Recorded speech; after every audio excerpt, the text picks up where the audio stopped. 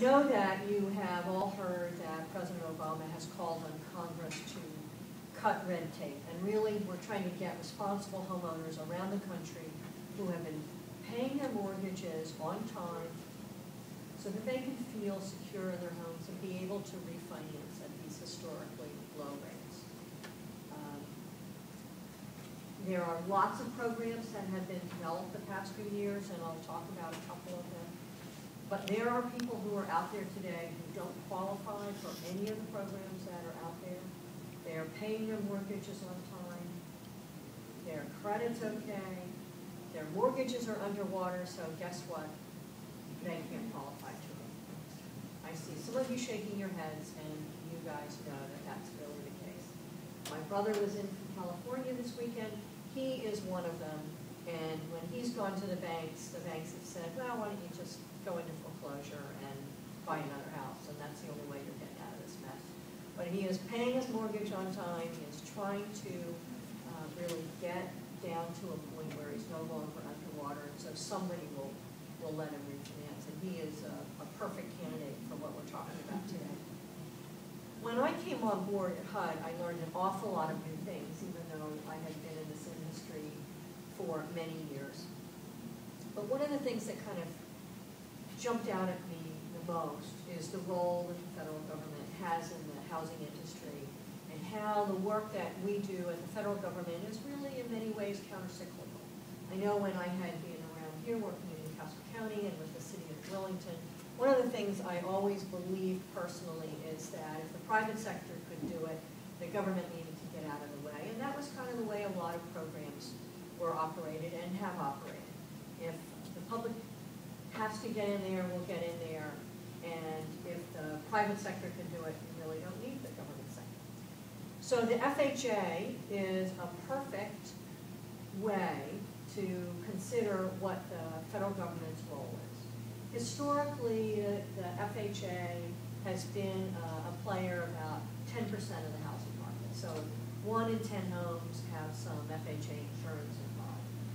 As the market has really had trouble, as lenders have not been able to lend and have withdrawn their investment and their capital resources, FHA has had to step up. So today, FHA represents closer to 40% of the home buying market. That really tells you that when the private sector can't come in, the federal government gets in, and that's what the FHA is all about. So there are other federal programs that are involved in trying to stabilize the housing market. In 2009, the administration announced the Home Affordable Refinance Program, that's HARP, which was designed to help more responsible homeowners refinance their mortgages.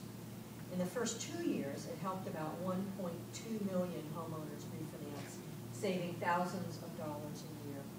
But of course, there were eligibility restrictions and there were other costs associated with the program, so other folks who could use that kind of support really couldn't benefit.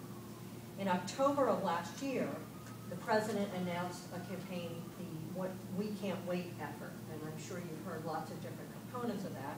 But one of the components is that Freddie Mac and Fannie Mae, or the regulator, the Federal Finance Housing Agency, FHA, would work with lenders to remove the barriers to allow more responsible families to benefit from refinancing their mortgages at historically low rates.